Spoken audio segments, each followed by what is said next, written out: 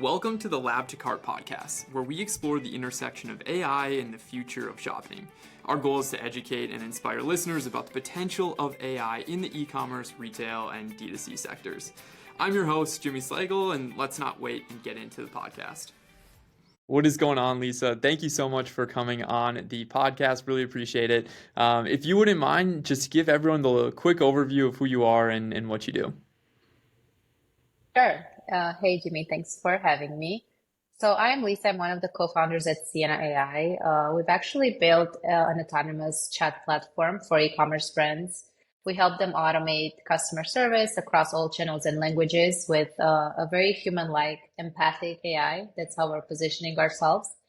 I've been an entrepreneur for like 8 years now. Been in e-commerce for a long time. I started my journey as a Shopify merchant, working alongside my current co-founder. We've pretty much always worked together, and a lot of our ideas and uh, you know desire for building software came from our own experience of being operators, being there in the trenches, being talking to customers every day, seeing what works, doesn't work, what can be improved. And we've always, since we left the operating side, we sold our brands and started building software. We've always been in the conversational commerce space and very bullish on the ideal customer experience and how that should look like.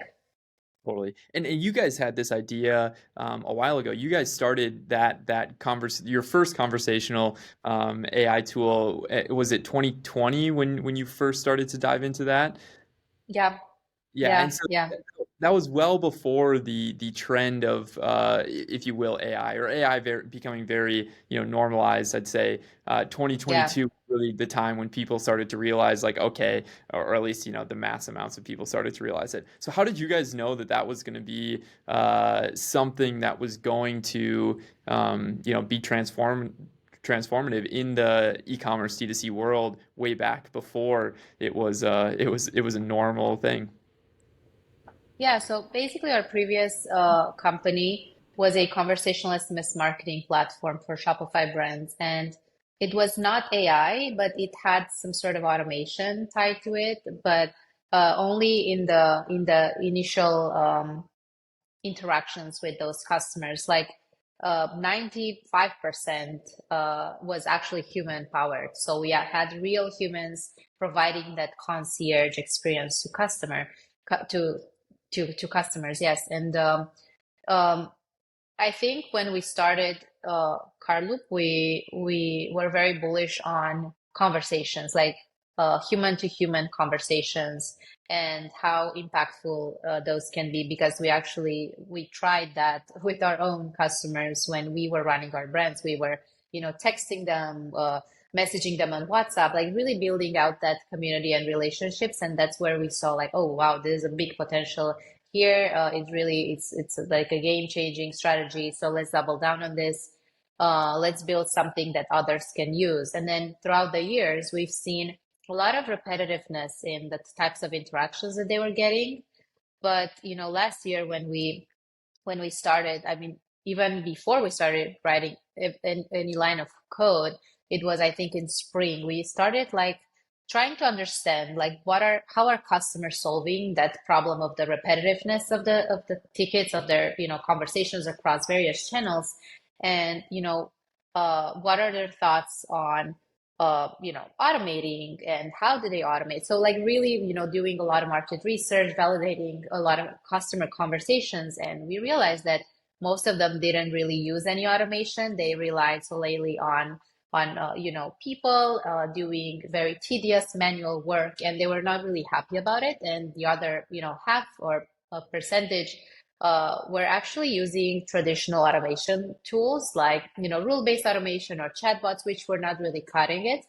And we kind of like saw the AI wave coming, I think, last year, and that's how everything started to make sense. It was very natural. It was very like, I think we followed our gut a lot, but also like try to validate like our vision with brands. Yeah, that's cool. And I mean, to your credit, I think you guys are onto something, and a lot of people believe that too. You guys just raised 4.7 million in your seed round. Is that correct? Yep. So walk me through that process. How excited were the investors to just see what you guys were building? How excited are customers? And then also, obviously, as any startup knows, the vision is probably always a little different than what you guys give off today. Where do you kind of see this space evolving, and how do you see the company evolving over the next, 2 to 3 years? Yeah, it was definitely quite a journey raising the seed round because this year was pretty tough. The market conditions were not ideal. But I think for us, because we were, among the first ones who actually put LLMs into production for customer service, for e-commerce specifically, and we had this like laser focused vision and on e-commerce, I think that what gave us a good, um, that what gave investors good trust and visibility into, okay, like these guys started at the right time, they made X, Y, and Z, progress. They achieved these milestones in such a short amount of time. And like, okay, I think these guys know what they're doing. And also because we had, so much experience in the back, in our backgrounds and being able to go live with the first beta customer um, late last year. We actually went live with our first customer in December, late December, and no one was doing this like in December, like right after, like the AI became so popular. ChatGPT came out in November, so that gave us a great starting point, positioned us for success, and we were able to quickly iterate on everything, all the feedback, the continuous feedback loop from our first customers, and we're able to make a lot of progress, improvements, and we were able to move super fast, and also we got a lot of traction, and there was so much more demand that I thought it would be, especially in the first months. And there still is a lot of demand. So I think the market has kind of been waiting for a solution like this. Yeah, that's awesome. That's awesome. And so, right now as it stands, you guys have come out with your core product, which is just the ability for customers to have a conversation with a customer support specialist. But it's essentially AI having those conversations with the customers. That's the current vision as it stands, or I guess the current product as it stands. But what is that long-term vision? Where do you guys see this space evolving over the next couple of years? Well, I think overall, AI will have a big impact on the customer experience side, and there will be a lot of changes. Um, but for us, I think like it's very hard for me to tell you like, oh, through 2, 3, 5 year vision, because we do have a roadmap, but things are moving so fast. They're changing so fast from one quarter to another that I feel like if you are in the AI space, you just gotta continue innovating, adapting, quickly moving fast, because otherwise you'll, probably die. And yeah, but like short term, 6, 12 months, we are continuing to double down on building the best autonomous agent that can really automate, you know, almost all tickets that a brand might have, and then leaving room for those complex, sensitive to humans who can actually make a difference. If you want to pick up the phone and talk with a VIP customer or someone that's really frustrated and really needs that human to human connection, that's where they are most valuable at. And also, redistributing those folks to take care of more interesting, more important areas of the business. Their time is much more precious than actually copy pasting macros every single day, or just copy pasting a tracking link, or just doing that repetitive work. So, our mission is like part of our mission is actually unlocking that human potential and, giving more opportunities, unlocking their, inner powers, augmenting them, and and so on. Yeah, but there's a lot of cool things on the roadmap which I cannot really disclose, Yeah. but like we're adding a lot of new capabilities for Sienna. It gets better and better every single week. New integrations, definitely doubling down on integrations. I feel like this is for from our experience since we launched. Um, the more data this agent has, the more connections, the better we will perform, and the more things he will be capable of doing. Yeah, no, that's awesome. That's awesome. Well, again, congrats on the seed round and everything that you guys have built. Even seeing some of the early partners that are backing you, it's really cool and great validation that you guys have built a great product. Thank Tying you. into this idea of automation and human touch, that is a very difficult challenge to overcome. I mean, I feel like it's from the human eye. It's sometimes easy to spot if something is generated from AI versus if it was generated from an actual human. So how have you guys managed to build this software to where it based on everything that I've seen, it really does feel like you're just talking back and forth with a Yeah. human. Yeah, so I think first of all, if you look at the main difference between what has been done up until today, and it's still being done, but just it's going to become obsolete very, very soon, versus what is possible today. So far you had rule-based engines, right? Versus learning-based, reasoning-based that you have today. Like, Sienna is built with a reasoning-based engine. So rule-based are basically the traditional chatbots that operate on rule-based systems where responses are pre-programmed based on specific triggers or keywords. And then if someone asks something that's out of those rules, out of those keywords, basically the chatbot will be lost, will not be able to respond or to really solve that customer's problem. And what that leads to frustration, right? We've all been through that.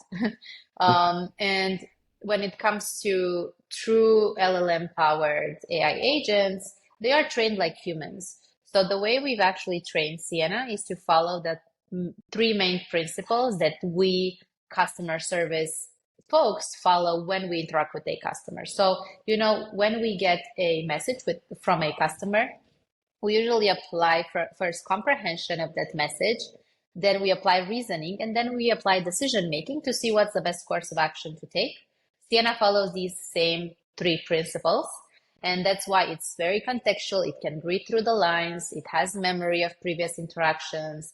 Every single response that it generates, it's unique, it's dynamic. We don't rely on macros or canned responses. It really feels like someone took the time to craft that message for you uniquely, and you feel so much better as a consumer. And also, it applies a lot of the guidelines and instructions that each individual brand can create inside of the platform and really make it feel like it's part of their team. So today, if you go on one of our customers, maybe email or social media accounts, and you interact with Sienna, you will not really be able to tell, oh, is this Sienna or is this an agent, because of the level of empathy, personalization, contextual understanding, reasoning that it has. And also, most of our customers, they give it a human name, so that makes it even more fun. But yeah, I feel like this is the main, like the actual main fundamental, yeah, thing that makes the difference. Yeah, and it's only getting better. Yeah, yeah, no, that's really cool. And I have to ask a question just because it's something that I've seen a lot, and not to compare the two at all, but a lot of people will talk about AI and autonomous driving is something that comes to their mind right away. And the issue with autonomous driving is if, one accident occurs because Tesla autopilot happened, it's going to blow up in the news and it's going to be this big thing, even though people get in car accidents all the time. Yeah. Are Have you guys experienced that with any of your brands of where AI maybe makes one mistake, and it's like that reason to cancel or leave or wait to continue using the product? So how have you guys kind of approached that where I feel like the expectations for Yeah. AI is this thing has to be perfect, where if it's a human and they make a mistake, it kind of just gets brushed under the rug. Yeah, that is a great question. And I feel like this is something that makes total sense. I would be the same if I were to purchase such a tool software, right? Because it's a new thing. Every single time there's been an innovation or such an inflection point like we are at right now, there's been a lot of skepticism, a lot of fear, a lot of rejection, a lot of even hate. So the way we're doing things at Sienna, like there's a few ways. So first, I feel like if you are a business, you definitely need to spend uh, some good amount of time finding the right tool. And this is another discussion, like what to look for. But basically, once you find the right tool, you have to treat the tool with full ownership. You Mm. have to assign, a direct responsible individual or an AI specialist, how I like to call it at Sienna. Define your goals with that tool, set some KPIs, and really work with a really great team that can help you achieve those goals. Second, I feel like it's very important to have a clear implementation roadmap. We have an implementation roadmap at Sienna that we follow with all of our customers. We know exactly what it takes to get you from A to Z and to reach those KPIs and get you successful. And when it comes to the actual, like, how can you trust it? Like, how can you make sure the AI actually only does what you want it to do? So the coolest thing is that with our customers, they are in full control over what Sienna does versus what it doesn't. There's several ways you can combat hallucinations or those AI mistakes. So there's feedback loops. We have an auto QA feature. So basically, Sienna is able to auto QA itself. She knows when she cannot answer something. She has that understanding and reasoning, and then she knows, okay, I need to use another feature which is called smart routing and send it to the team so they can immediately pick it up from their help desk and help the customer. But then Sienna is also smart enough to learn from the best agent's responses, so then the next time she will be able to respond to what she didn't know previously. So these are all like learning mechanisms. Then there's a lot of content moderation that you can do. So you can literally add keywords or specific tags or domains, like all kinds of things that if Sienna sees those throughout conversations, she will ignore she will basically not interfere. Also a lot of fine tuning that can be done, a lot of testing in our sandbox environment before you go live. We also have internal drafts, so you can you don't have to go fully autonomous from day one. You can actually use Sienna to draft the responses for you. You can use our new Copilot feature, so you just give it some, it's like your little AI assistant inside of your help desk. It can help you draft beautiful responses with you just adding a few bullet points, or it can help you brainstorm, hey, how should we go about this use case? Help me translate this to Spanish. All these kind of cool things that really, in a way, once you start testing and seeing things in draft mode or in the sandbox, you kind of okay, like we're good. Let's just set this live. And also, I think last item here is the Persona Studio feature, where each brand can set clear guidelines, instructions for when crafting this persona that actually engages with customers. Yeah, that's really impressive. That's really impressive. I mean, yeah, I think it hits on that idea of kind of what you were saying is I'm sure you guys have fed it enough prompts or enough challenging questions to see how it's going to respond for you guys to be confident enough to just let brands use it at free will. And again, it's going to continue to get better and better as more conversations happen. So that's really cool. That's awesome. I have to ask too, because I am very curious. When it comes to just knowing when someone should start to look at a solution like Sienna, like what is your ICP or ideal customer persona? Like when is it where you're like, okay, this is when it probably makes the most sense for someone to start to Yeah, consider using this tool? yeah. So when you usually start a business, you have a very clear ICP in mind, and you think, oh, this is the perfect the perfect customer for me. But what we found throughout the last month is that this solution works so well if you're, a smaller to medium business and also a large organization, just because there's so many challenges on both sides. So it's very hard for us to say no to, oh, like, but just because you don't have, I don't know, 20,000 or 50,000 tickets per month, then you just cannot use it. No, you actually can, because I know you're lean. I know you have you don't have huge budgets. I know you cannot overhire. I know you need to reach profitability. Therefore, it makes sense for you to implement an AI agent that can be autonomous and you just manage the software, or just have, one or two people using and working alongside. So we work with small to medium businesses and also with enterprise brands.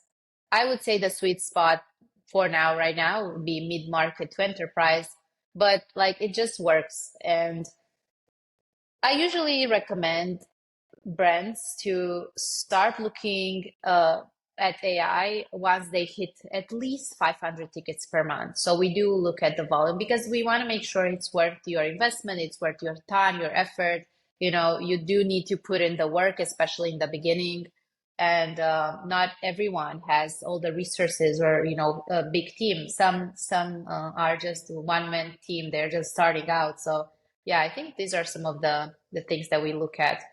We look at their use cases. We look at their tech stack. We look at how many products they have. So all of these things, they matter. But I would say, yeah, just I think volume is very important. Yeah, yeah. No, that does make a lot of sense. Okay, so diving into a little more of just like AI news around the industry, I think everyone has seen the OpenAI kind of, I don't know what you would call it, fallout, but then getting back together. What are your thoughts on it? Like something, what I've been seeing is like Sam Altman presented at Dev Day, whatever, 3 weeks ago, 2 weeks ago, and then it was less than a week later, and he, essentially got removed. I feel like something had to have happened within there, or unless you think something is different, but how with a company that has this much influence in the world, honestly, what are your thoughts on just everything that went down over that, call it like week and a half? Yeah. So it was definitely, I think, the biggest news of the year. And we don't have yet, clarity over what actually happened, but I feel like it was a real eye opener, in many ways. It highlighted how rapidly things can change in the AI space and how important is a strong leadership. So what really stood out to me is how much support Sam actually got, not only from the team at OpenAI, but actually from, like people using the like companies using, the technology, and like just fans overall, consumers. And it's a real testament that his leadership is very respected, and he's obviously he's very loved. So that was like, wow, very, very, very inspirational for me to see that.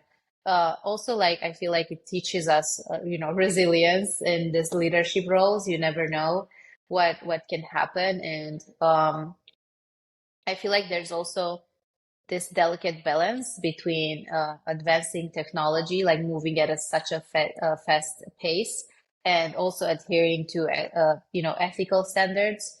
Maybe some folks were not ready yet to launch so many things so fast and move at such a high speed, and they're just like there's this fear that about the unknown, about like, oh my gosh, like we've reached um such a milestone, and like I don't know, I don't really know what exactly happened, but there were a lot of lessons. And I feel like overall it's a reminder that we just need to lead with transparency and responsibility. And um for me, it was very inspiring to see the fact that they were so loved, and like everyone wanted them to, reunite and make things work. And also, their investors really cared about them, and they really put like people first, their mission first.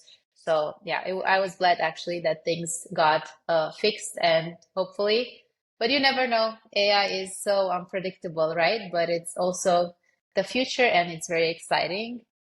Yeah. Yeah.